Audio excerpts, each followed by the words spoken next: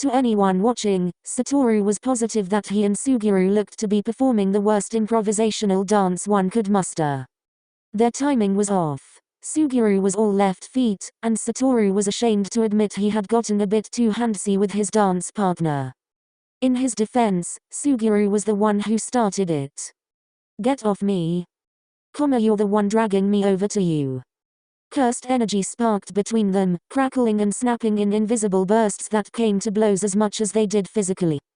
Every time Satoru gained an inch, Suguru took a mile and got in his way, again, forcing Satoru's hand as he pushed and shoved his way into the entryway. His last bid for freedom landed him spinning out of his friend's grasp and knocking his elbow into the wall. His infinity doing nothing to prevent it, as his mind was too frazzled to run even his automated systems when there were far more concerning things taking up his processing power. Too many questions. Why is his future self missing? He's not dead, so where the fuck is he? Who is this Akotsu kid? How did Yuji get possessed by the worst possible curse that he could have named?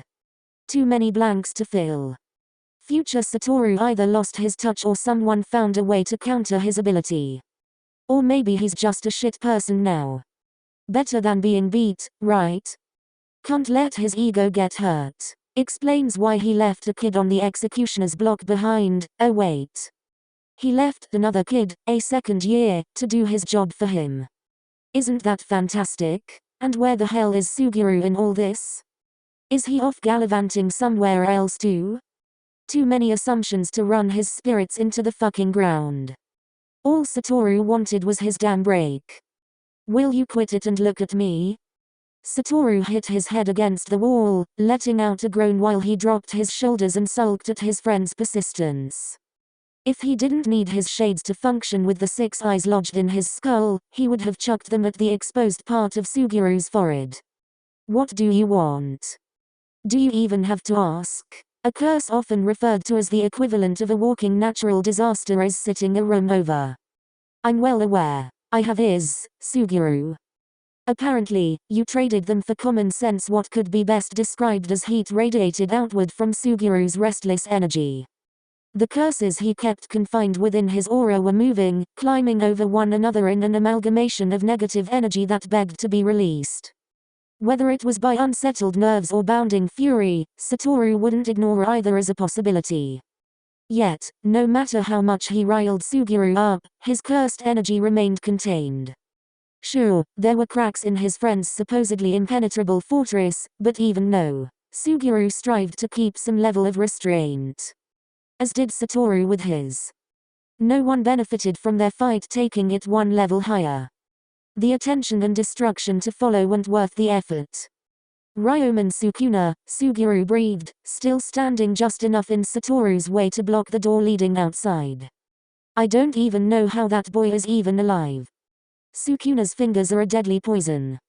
And he claims to be in control? Only a very specific individual could claim that. One word echoed through their minds. Neither spoke it aloud. Suguru's pause was left with nothing to fill it until he chose to resume, his voice lower than before. Should we believe it? Can we?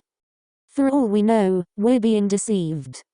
It's not a trick. The 6 eyes doesn't lie. Satoru's eyes flickered over to the room they left behind, recalling the way Yuji's cursed energy flowed alongside the additional presence within his body. Energy that was his, but not his. The ancient presence must be Sukuna, but it did not flare with the same ferocity as any other cursed spirit he'd come across. The energy was suppressed, compressed below what he could only conclude was Yuji's will. He would not acknowledge another explanation. Still, we have to report this. This isn't just some curiosity. Bringing a special grade cursed spirit to the school was already risky enough, but Sukuna? Suppressed or not? You know what they will do, Suguru. Oh, let's just report his existence to the elders. That's a splendid idea in case you're the one without is, the elders want Yuji dead. His own classmate was sent to kill him. Doesn't matter what time he's in, those old bastards are going to lock him up and do away with him because that's how they operate. Satoru looked at Suguru with disbelief, flailing his hands around as a means to make his baffled state all the more clear. The outcome of telling the elders was obvious. How can you be okay with that? You weren't okay with Riko. They're not the same. Every fiber of Satoru's being tensed at the words spewing from Sugiru's mouth. Take that back. Satoru. Like hell, they aren't. Satoru bit down on his teeth and hissed, his glare unable to reach Sugiru's eyes when his friend looked despondently past him to whatever he deemed more important. Were you not the one who agreed with me when we decided to let Riko choose what she wanted? Even if it meant stopping the merger? The potential collapse of the barriers? Tenjin turning on us? Is the same guy standing next to me right now because the Sugiru I know wouldn't be spouting such bullshit. You're being unreasonable. Sugiru's voice gave up on anger. Calm wasn't the best way to describe it, but the way all his previous energy disappeared only made what he'd said sting that much more. Unlike Riko, ignoring the problem won't leave Itadori out of it. It's too late for him to have anything Riko could have if she had been saved, if we hadn't failed. You're protecting someone who is already lost. A weight fell on Satoru's shoulder. A hand. Sugiru's hand, shaking underneath his forcibly cold exterior. It wasn't comforting in the traditional sense. His touch left Satoru's frustration begging for him to recoil, but the meaning slowed his breath. As much as Sugiru detached himself from this, he couldn't stop feeling concerned. Even if only one person was allowed to receive it. As much as you're denying it with your actions, you're hanging on to his every word. You're believing him. Why? When has the Satoru I know gotten so wound up over a stranger? I don't know. Okay, Satoru shook out of Sugiru's grasp, but he did not stray far. Like the hand, his glasses felt unnecessarily constricting, leading to him tearing them off in search of relief, only to be greeted by his own reflection in the lenses. I'm not, I just do. Look at how he looks at me. Like I'm some kind of savior. Like I could do no wrong. He respects me, Sugiru. Me, I can't, I hate it. All his life, Satoru was used to being revered as the strongest. The closest to God a sorcerer could become. Every interaction he had with another was always underlain with fear or deference, with the only exception to the rule being outright defiance by the one person standing in front of him. Yuji spoke of him with adoration. With a fondness that Satoru could not connect the dots to why, fostering an expectation that he found himself wishing to fulfill even as it went against his very nature to do so. Just not around. Satoru wasn't dead in Yuji's future, yet even the suggestion had left Yuji in tears, mourning after a poorly made assumption. Apparently, Yuji could forgive his future counterpart for his absence. Satoru prayed that his future self had a damn good excuse up his sleeve. I'm not turning him in. Not yet. I'll stall until the very last minute, at least until Yuji can say everything he wants to without having to do it in chains. As long as he's in control, he's not a threat.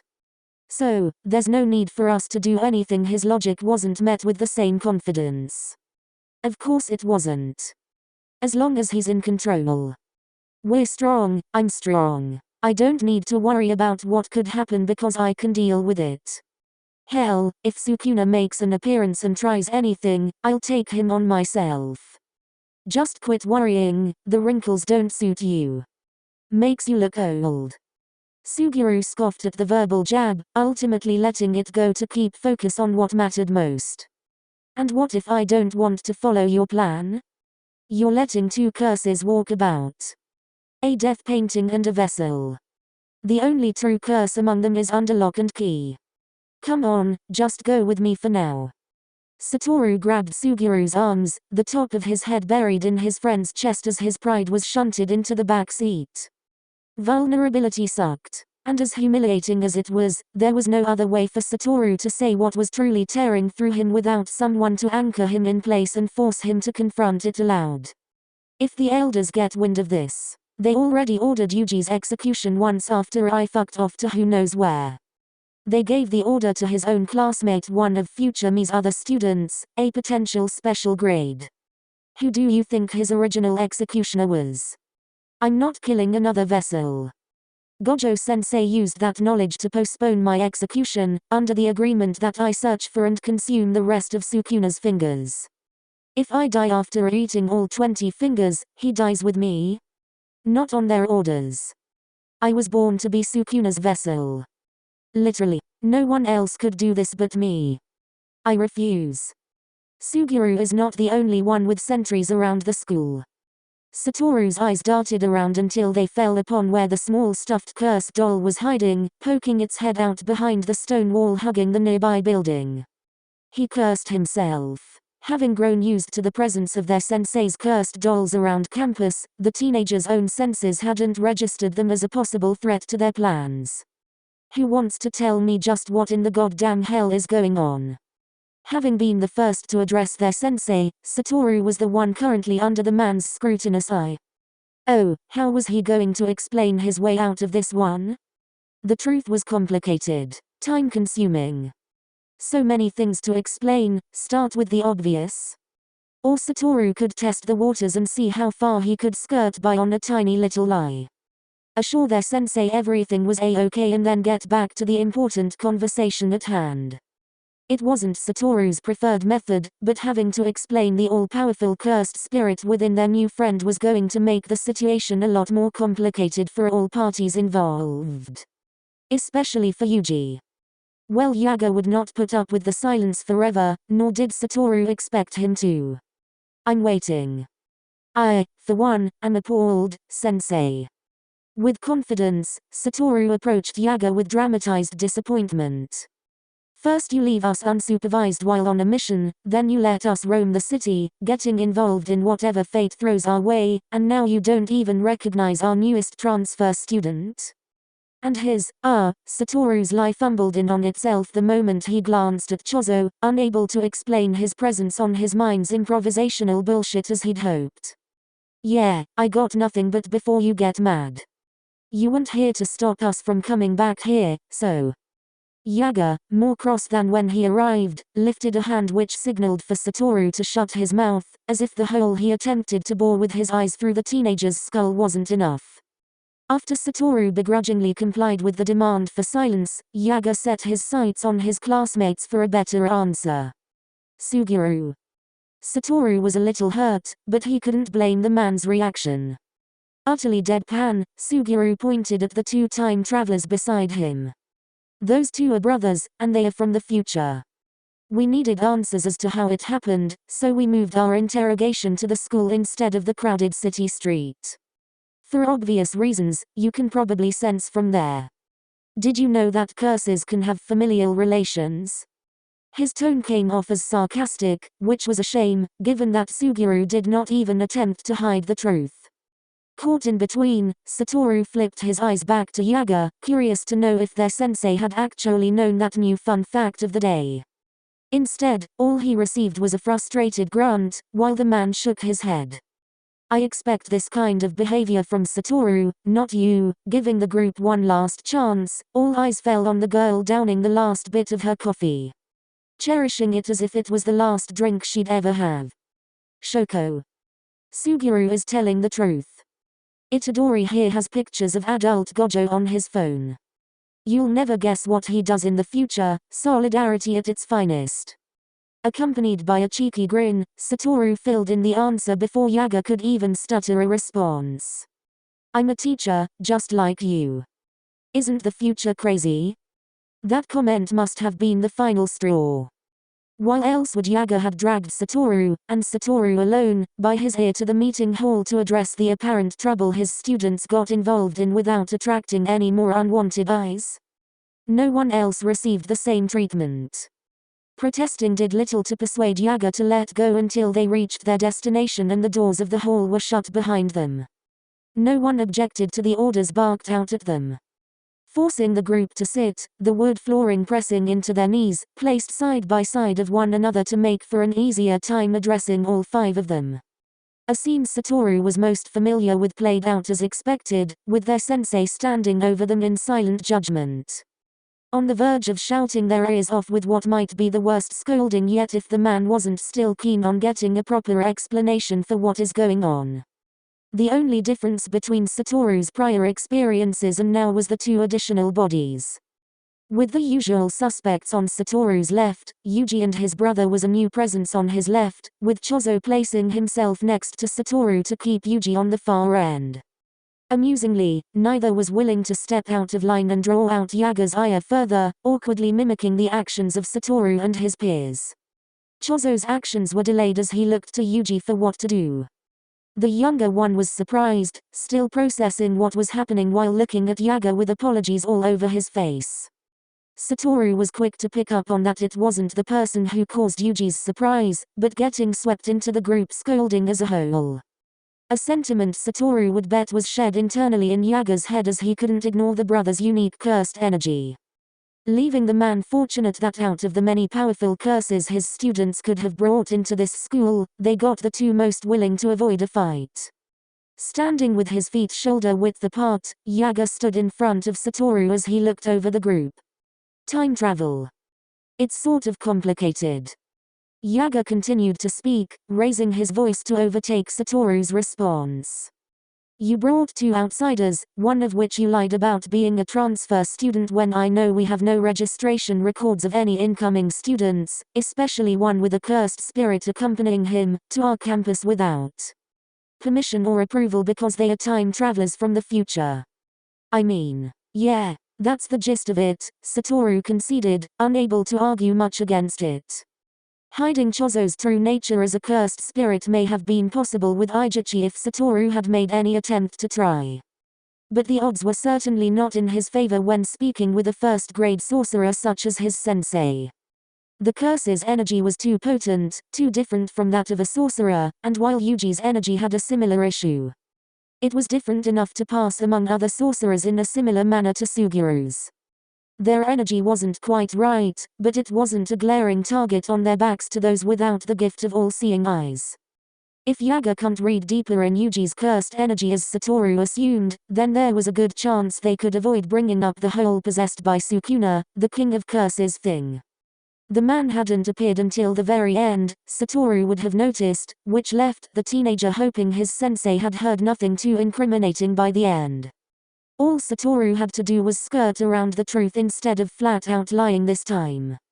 I don't even know where to begin with that, Yaga admitted, turning to Yuji for further clarification. I don't take kindly to pranks. Is this story of theirs supposed to be true, mister? Their sensei let his voice fade on purpose. An opening for Yuji to introduce himself. Itadori Yuji. Chozo is my older brother. Yuji bowed his head and his brother did the same. And yes, we're from the future. He's a death painting, and I'm Ryomen's Sukuna's vessel. We accidentally traveled 11 years in the past, and we're both very sorry for all the trouble and probably stress being here must cause. Satoru was convinced his brain had some form of flash seizure. A short circuit in the wiring. A minuscule implosion that distorted his ability to take in audible stimuli and process it properly. Because why else would Yuji have just told their sensei literally the one thing Satoru was determined to avoid? If it wasn't for the open mouths of the 2 behind him, Satoru would have requested that Yuji repeat himself to clear up the confusion. Instead, he skipped right into making his own demands. Why would you just tell him all that? Satoru held not a single ounce of guilt, shouting as he had, hellbent on knowing what was going through this boy's head. Do you have a death wish? Damn it. Great choice of words there, Satoru. It was not that Satoru didn't trust his sensei with the truth, far from it. The man has been lenient with them in the past, definitely on the side of doing what should be done over what had to be done when ordered from the elders up on high. But there is only so much a person is willing to let slide. If this was already pushing Sugiru's limit, then what did that say about their senseis? Being direct and straight to the point will make explaining everything a lot easier. I don't want to lie to Yaga-san either. I trust him. Yuji trusts Yaga.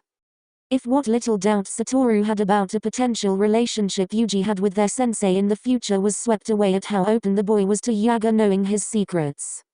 Or maybe he was just like that. But the way he addressed him, the way he spoke so confidently about himself, proved there was more. Not to the same level as Yuji's relationship with Satoru's future self, but he sure respected Yaga a hell of a lot more than a stranger deserved. Yaga-san's cool. Satoru pointed his thumb in Yaga's direction. Cool? No way. Yes, way. Yuji fumbled around in his pocket for the same device from earlier. His phone. I can prove the whole time travel thing. I mean, I hope you take technology and photos of the future as proof. I sort of just remembered I had this a while ago. If you want to get closer. The younger teenager gestured for Yaga to approach him, gaining enough of their sensei's interest for the man to humor the request. After a few seconds of flipping through the speedy touch screen of the future, Yuji found what he was looking for. Another picture, presumably. Satoru could not confirm this as Chozo leaned over just enough to see the image for himself and conveniently blocked Satoru's view. With a cupped hand, Yuji whispered to their sensei, his voice out of earshot, further mocking Satoru's inability to know what was being said. All he could go on was the man's reaction as he cradled the boy's phone. Yaga's prior fury had broken into something nostalgic, caught off guard by whatever Yuji had shown him. Their sensei's moment of weakness only lasted for that, a moment, quickly shifting back into the hardened man they were used to. One cough to clear his throat, and the world was back to how it should be. All right, I believe you. What? That's it, Satoru whined. Not even going to elaborate on what that's all about? Share with the class? I thought keeping secrets was frowned upon. That was way too easy. What kind of trump card did Yuji have? Don't leave us out of this, sensei. Show us the picture, Shoko chimed in, with Suguru leaning back to keep himself out of their antics. Do as I say, not as I do. Their sensei returned Yuji's device to him and took a seat on the ground in front of them. Might as well get comfortable for however long this conversation was going to take. You'll know when you're older, isn't that enough? Absolutely not, the duo responded in unison. Too bad. When pressing their sensei failed, Satoru was about to turn to Yuji for attempt number 2, when his future student preemptively clicked off his phone and gave an apologetic wave. It's not my place to tell. HMPH. Be that way. Yaga placed his hands on his knees, requiring a minute of contemplation before rubbing his eyes and internally cursing all that he could for the situation before him. Time travel in itself was, for most people, an annoying concept to wrap one's head around and accept. Given everything else Yuji just spilled out onto the floor, coming to terms with it all at once was a valid reason to focus on processing the information before diving headfirst into what came next. 11 years makes it 2018. You're a student here? Yes. Gojo Sensei brought me to the school, but you're the one who allowed me to attend. I have my ID. Yuji patted down his pockets for his wallet, leaving the rest of them to ponder what that meant. Though, if Yaga vouched for Yuji to attend school as a sorcerer with the knowledge of his status as Sukuna's vessel, the trust between them became all the more apparent. Upon opening his wallet to an empty slot where his wallet should be, Satoru concluded the kid was either forgetful or still very overwhelmed. As his school identification card was still in Satoru's possession. A fact he didn't remember until the aforementioned teenager pulled the card out and tapped Chozo on the shoulder with it. Yuji thanked him and gave the identification card to Yaga. I started attending at the end of last June as a first year. The man looked over the piece of plastic in his hands, flipping it over before returning it. You don't have a sorcerer grade? No. We never got around to sorting that out when I started. There was this mission and then another, the Goodwill Exchange event, but a few of my classmates and I received recommendations to be promoted to first grade sorcerers. First grade? That's nothing to scoff at. And multiple classmates too? Our first assessment was our mission in Shibuya and, Yuji looked down at his fists, once again faced with going through the events of that day again. That's where shit hit the fan, right? Yuji turned to Satoru and nodded. Yeah. Everything just fell apart. A large curtain trapped civilians inside the Hikari department store in Shibuya. The ones responsible for the attack were demanding Gojo Sensei to show up. A few groups of sorcerers were on standby, but before we could do anything, more curtains went up and stopped us from interfering. When we finally broke through the barriers, we were too late and Gojo Sensei was sealed before we could stop it. Sealed? There was that word again. What does that mean, exactly? Suguru raised his hand, a deluge of questions to follow. You said sealed before, but what exactly do you mean by that? Are you referring to Satoru's abilities or him entirely? And by what means? I don't know how, but Gojo Sensei was sealed inside this six-sided cube with eyes. The prison realm, Chozo clarified. A cursed object intended to seal one individual inside at a time with no escape. Gojo Satoru was an obstacle to Kamo, fake Kamo's goals, and needed to be removed. He knew making an attempt on his life was pointless, so sealing became the only viable option.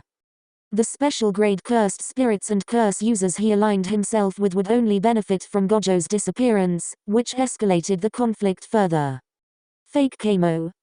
A body hijacking sorcerer who possessed Kamo Noritoshi back in the day, the explanation came out of Satoru's mouth automatically. Lacking the initial interest and morbid amusement he once had on the subject. Chozo's and Yuji's dad. Mother. Even Chozo raised an eyebrow at Yuji's correction, a silent motion for Yuji to add more when he was ready. The earliest memory I have is of my parents. I never knew them, I was raised by my grandfather. I've only ever seen pictures of my dad that the old man kept hidden in storage. I'd never seen my mother's face until something clicked, and I remembered the scar along her forehead. They're the same ones Chozo said Kamo Noritoshi had. The same ones I saw in Shibuya. What rotten luck to have a villain for a father, mother, parent. There was a joke there. Something Star Wars, Yuji, I am your mother, but Satoru refrained, going so far as to find himself sickened at his own ill-timed thought. Or the question he was about to ask, knowing that whatever answer he had given would disturb him. My condolences, was all Yaga could say. Satoru pushed his glasses back up his nose. Whose body is fake Kamo using in your time? Chozo had refused to answer Satoru by walking away. Yuji did not possess the same luxury. He was trapped, bound by social constraints, to keep their discussion going. That did not stop the younger teenager from diverting his gaze to his brother, confessing what all he knew. I don't know him. I never met the man before we fought. Actually, I say we fought, but really it was a group of us barely exchanging blows with him and this ice-wielding curse shielding him.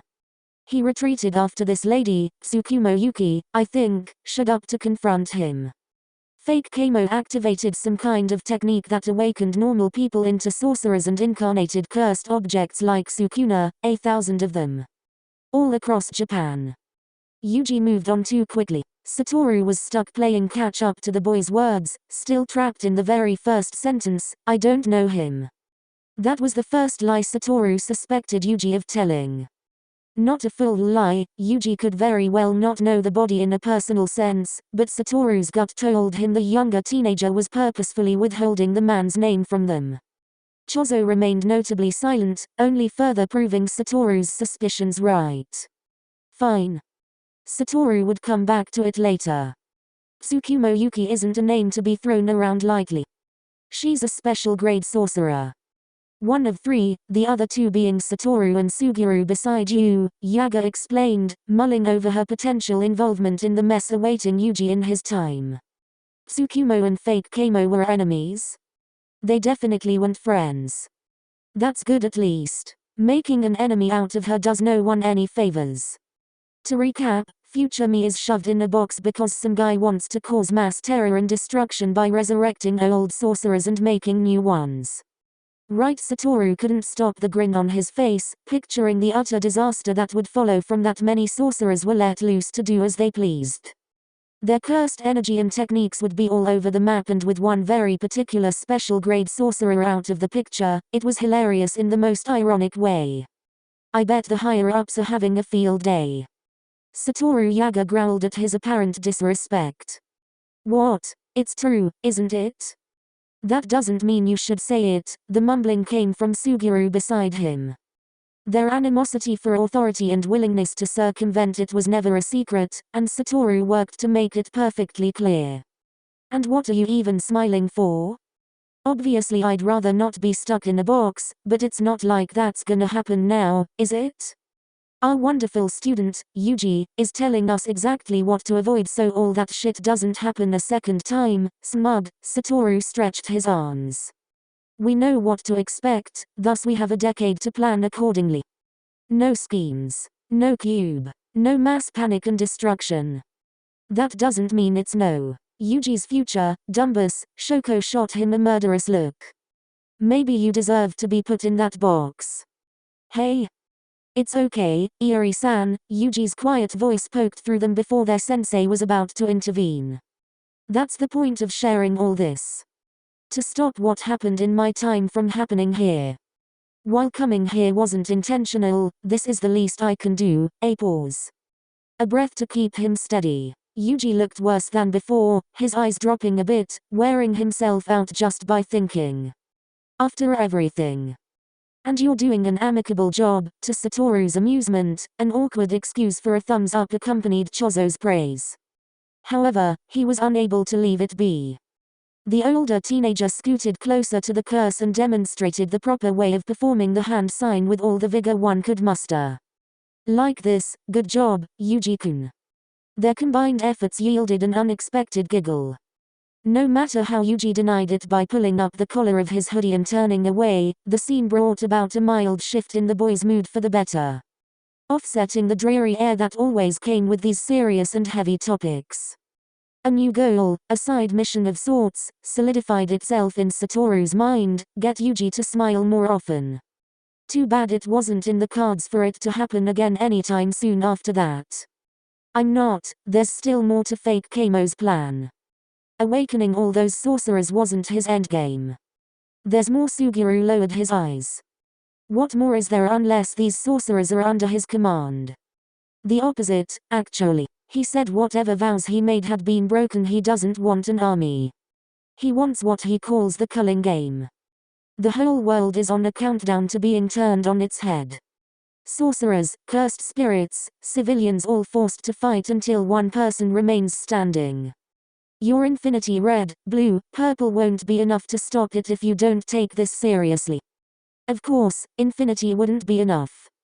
Fake Kamo made sure Satoru was out of the way before the game even began. I don't know what the end goal is.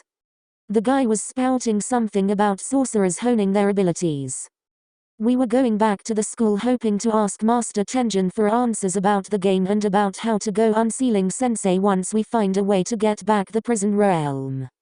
The room grew eerily silent. The pin drop analogy and all that, Satoru's own thoughts, were too clear for his own liking.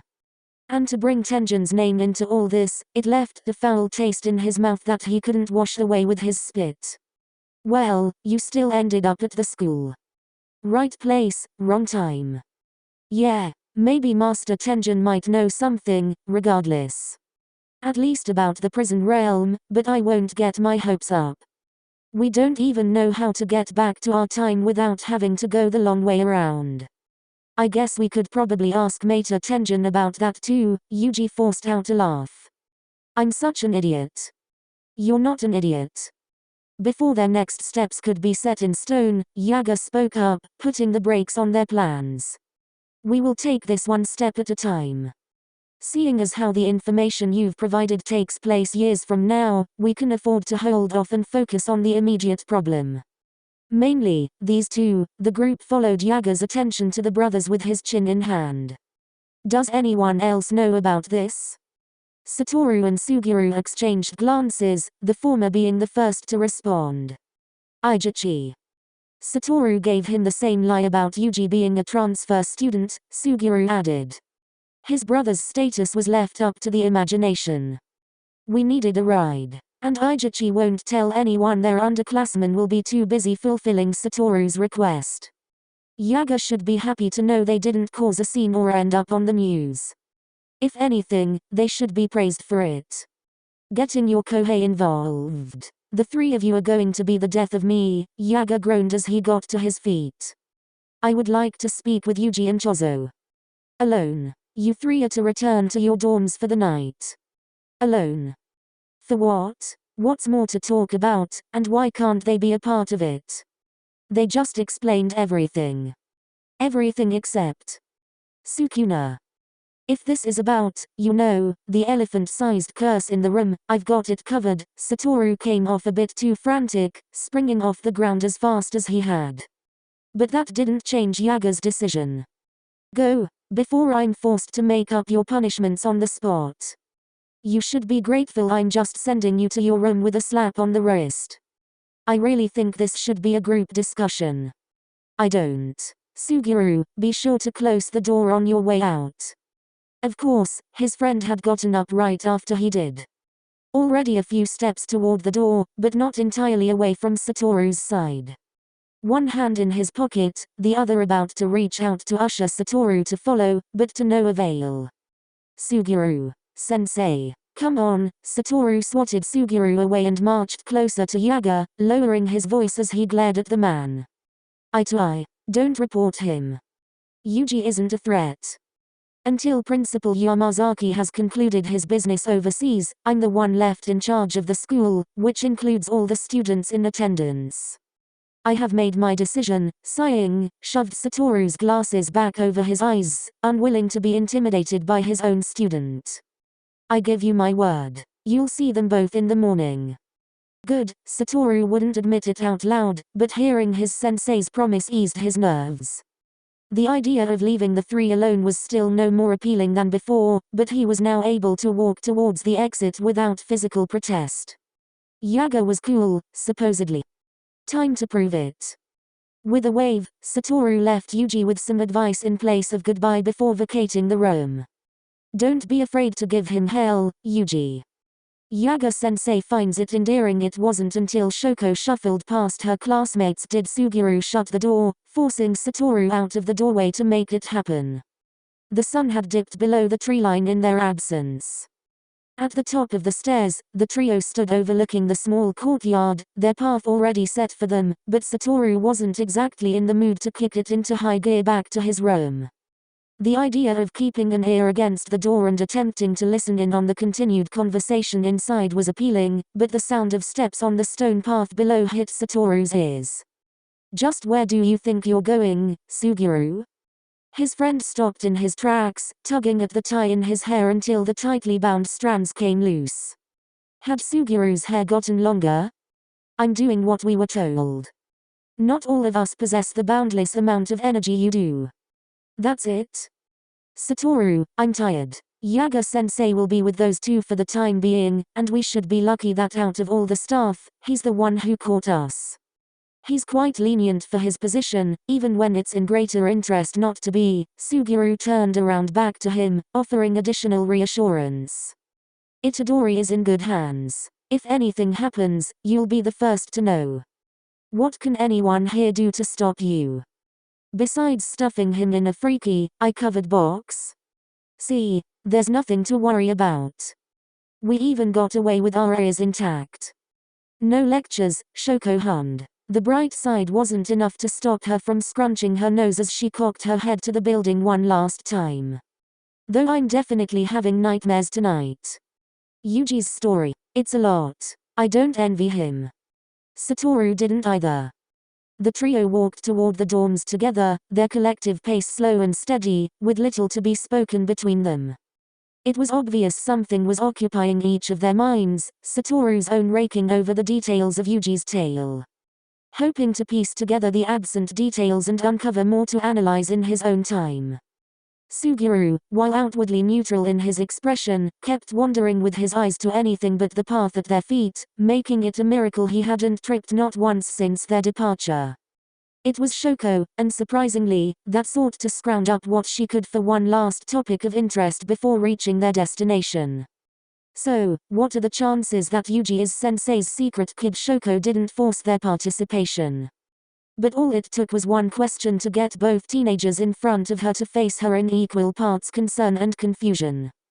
Judgmental too, but that was all Suguru's doing. What? You guys have to be wondering the same thing. Why else would one picture convince Yaga Sensei so easily? Because that device and photo quality makes every other phone we own pale in comparison. Satoru made sure to buy the latest model. Now, Suguru, let's not be hasty. You saw how our dear sensei reacted to the image Yuji shared.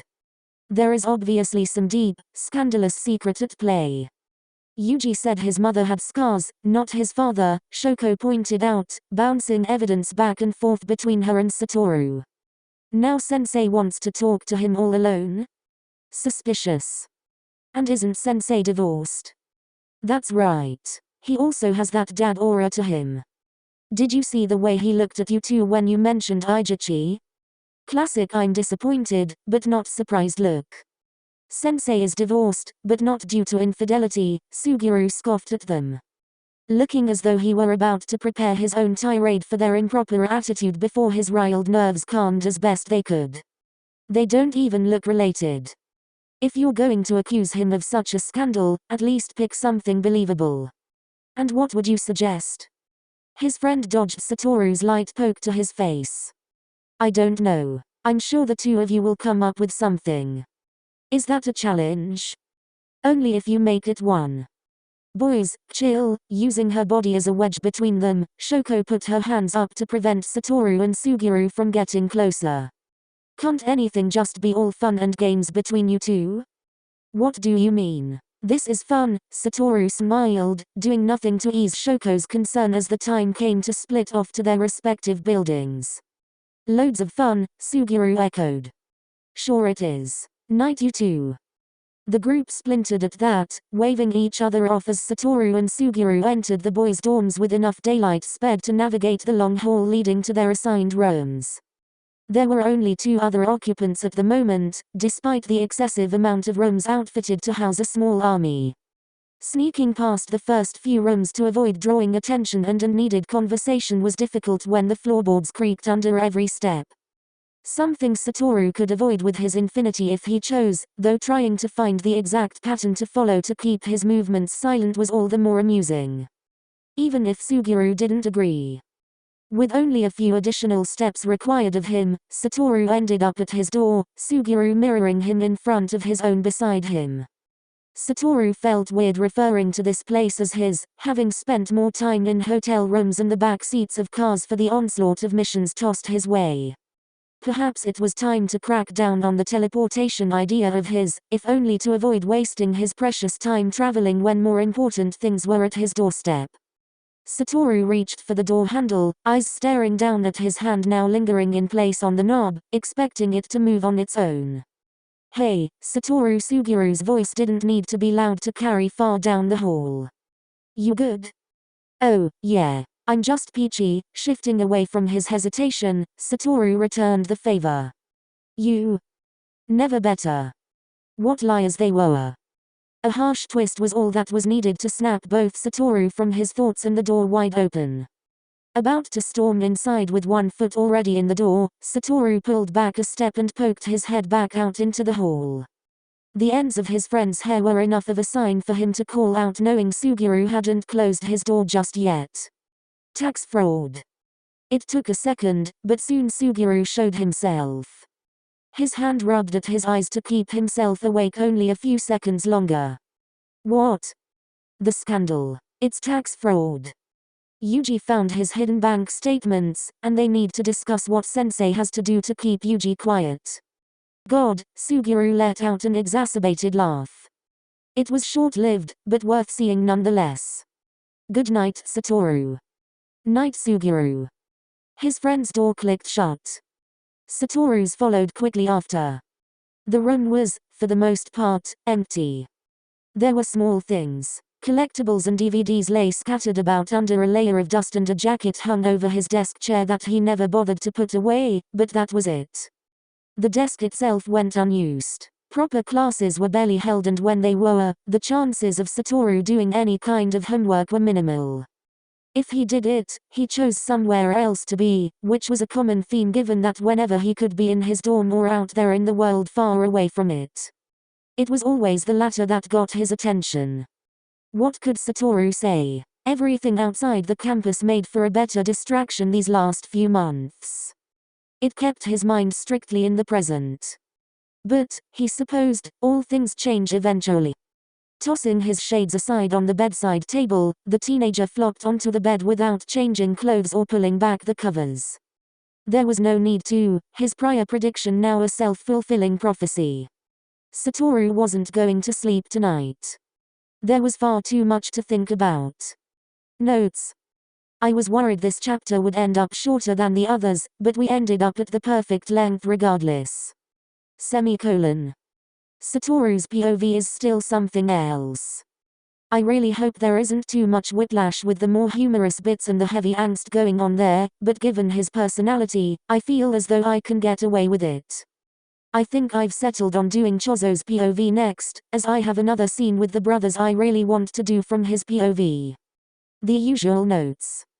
I searched far and wide for the name of the previous principal before Yaga in canon and alas, I found nothing.